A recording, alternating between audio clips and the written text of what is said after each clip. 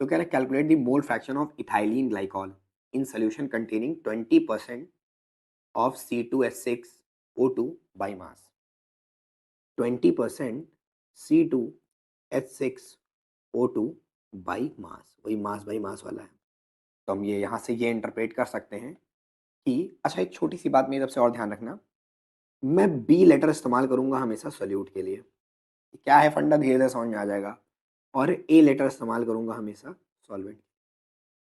जब भी सॉल्वेंट, क्योंकि सब एस से ही शुरू होते हैं, तो इसलिए और कोई इस लेटर तुम एस वगैरह इस्तेमाल कर नहीं पाओगे, दोनों में आ जाएगा, कॉमन हो जाएगा। तो हम क्या करेंगे, सोल्यूट के लिए हमेशा बी इस्तेमाल करेंगे। डाल लो दिमाग में ऐसे ही कि सोल्यूट के लिए बी और सॉल्वेंट के लिए ए। चलिए देखते हैं कैसे होगा काम। यहां से हम कह सकते हैं कि mass of given mass of solute यानी कि बी, इस टाइम C2H6O2 जो है हमारा, वो एक सोल्यूट है, ठीक है ना। तो इसका मास कितना हो जाएगा, 20 ग्राम। और मास ऑफ सोल्यूशन, उसमें हम कुछ नहीं डालेंगे, तो मास ऑफ सोल्यूशन के लिए कुछ नहीं लिखेंगे। मास ऑफ सोल्यूशन इसमें कितना दे रखा है भाई, जाहिर सी बात है 100% पूरा हो जाता है, 100 ग्राम। तो अब मुझे बताओ मास ऑफ सॉल्वेंट कितना हो जाएगा। सॉल्वेंट कुछ भी रहा हो, इसमें वाटर रहा हो या कुछ भी रहा हो, मास ऑफ सॉल्वेंट हो कितना जाएगा, 20 ग्राम तो हो गया सोल्यूट।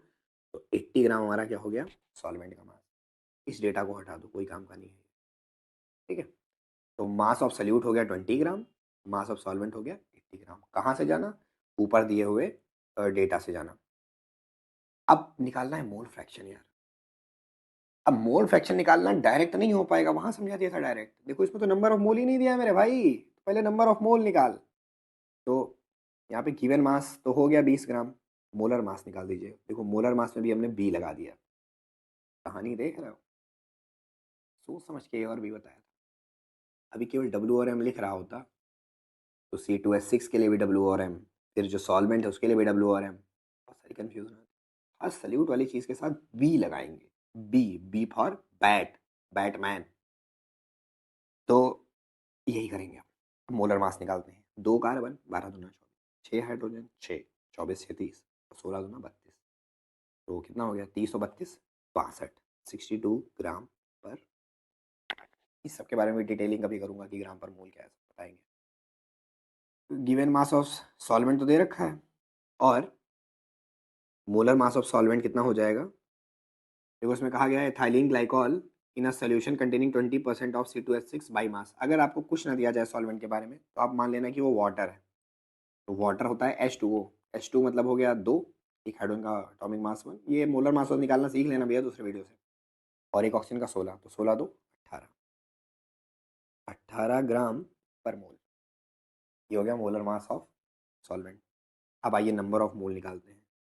तो number of mole of solute क्या हो जाएगा, mass of solute molar mass of solute. देख रहे हो बी लगाने का फायदा। वैल्यू डाल दीजिए, डब्ल्यू बी है 20/62। ऐसे ही सॉल्वेंट के लिए निकाल लेते हैं। तो एन ए कितना है, डब्ल्यू ए ऊपर हो जाएगा और मोलर मास ऑफ सॉल्वेंट नीचे हो जाएगा। ये भी निकल आएगा, कैसे निकल आएगा भाई, ये हो जाएगा 80/18। तो अब यहाँ से मोल फ्रैक्शन निकालते हैं, मान लो सल्यूट का। अगर number of moles of solute divided by number of moles of solvent plus number of moles of solute. Value डाल दीजिए, एन बी कितना है 20/62 डिवाइडेड बाई 20/62 प्लस 80/18। बस इसको सॉल्व कर लीजिए। कैलकुलेशन के बारे में अभी अगर मैं अभी कैलकुलेशन करने लगा तो तुम थोड़ा सा डर जाओगे। डरता इंसान दो ही चीज़ों, दो ही सिचुएशन में है, वो कुछ विचित्र देख ले। जो मुझसे पहले से पढ़ना उनको पता है कि वो डर जाएंगे। आगे चल के सिखा दूंगा आपको भी कैलकुलेशन कैसे करनी है। अभी तुम इसको खुद से करना, धीमे धीमे एकदम कछुए की चाल में। एक छोटा सा बात और बता दे रहा हूँ। देखो 20/62, 20/62, इसको हम सीधे से कह देंगे 20/60। तो ये आ गया 1/3, मतलब एक से भी 3 गुना छोटा है ये। पहली बात समझ।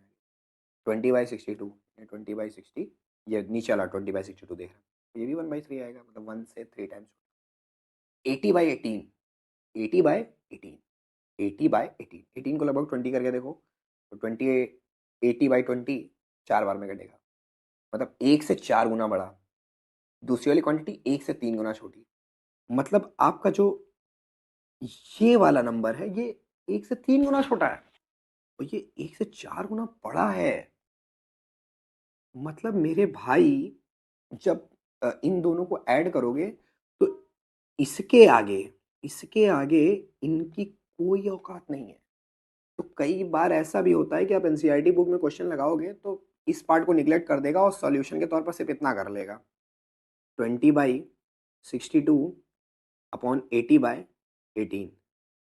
तुम्हारे दिमाग में एक बात और आ रही होगी कि सर हर छोटी संख्या को क्या हम निगलेक्ट कर हर छोटी संख्या को हम निगलेक्ट कर सकते हैं? नहीं बेटा, जोड़ते समय नेगलेक्ट होता है, मल्टीप्लाई और डिवाइड के टाइम नहीं, बहुत ज़्यादा हो जाता है।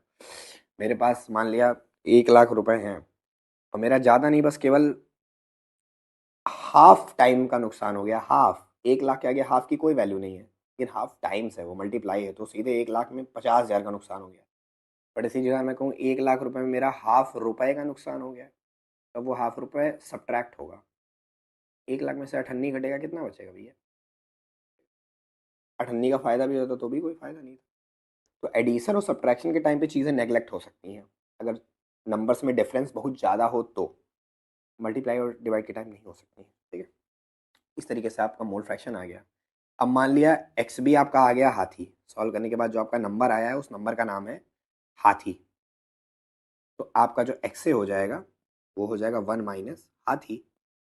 अरे 0.2 आएगा तो 1 माइनस 0.2 0.8, वो तो पता है ना, क्योंकि दोनों का सम 1 लाना है हमें, तो हम ये वाला फॉर्मूला अप्लाई कर दिए, ये वाला।